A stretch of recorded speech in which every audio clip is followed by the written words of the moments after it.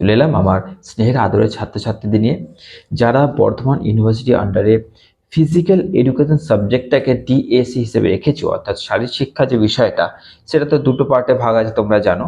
এবং তার প্রথম পার্ট নিয়ে আজকে আলোচনা। তার প্রথম পার্ট অর্থাৎ অভিজ্ঞা পরিমাপ যেটা রয়েছে, সেই পার্ট এর শর্ট কোশ্চেন অর্থাৎ প্রশ্নমান 2 এর গুরুত্বপূর্ণ কয়েকটি প্রশ্ন নিয়ে চলে এলাম।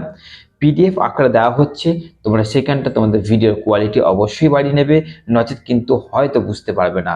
ওকে, চলো দেখে নাও সেই গুরুত্বপূর্ণ প্রশ্নগুলো। এবং বেশি কিন্তু প্রশ্ন তোমাদের জন্য নেই এখানে, বেশি প্রশ্ন আমি রাখিও নি, বেশি প্রশ্ন রাখার দরকারও নেই।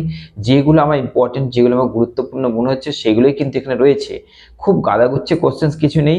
আর কোশ্চেন্সগুলোর মধ্যে সব থেকে বড় কথা বলে দিই, ইংলিশ ভার্সন আছে, বাংলা ভার্সন আছে। ইংলিশগুলো তো তোমরা করবে না, এটা তো স্বাভাবিক কথা, বলার দরকার নেই। বাংলাগুলো দেখে নাও, আর কোশ্চেন্স বেশি নেকো। চলো দেখে নাও তোমরা যে কি কি সেই গুরুত্বপূর্ণ প্রশ্ন তোমাদের ফিজিক্যাল এডুকেশন অর্থাৎ অভিজ্ঞা পরিমাপ চ্যাপ্টার থেকে রয়েছে। চলো দেখে নাও।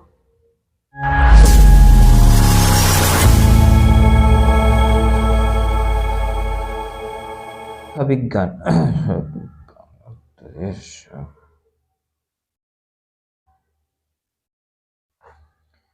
ফিজিক্যাল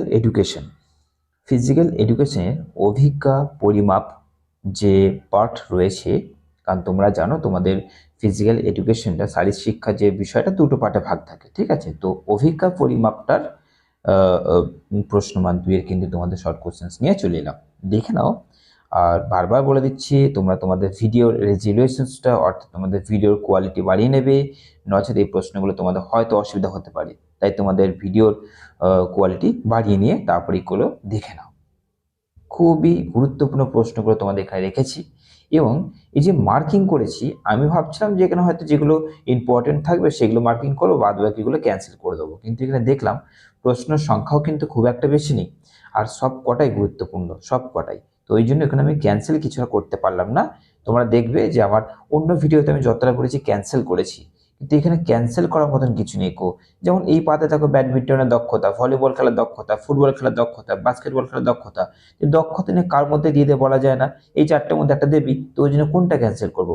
ওই জন্য এখানে কোনো ক্যান্সেল করা হয়নি। তো এই হচ্ছে তোমাদের কটা কোশ্চেন ছিল।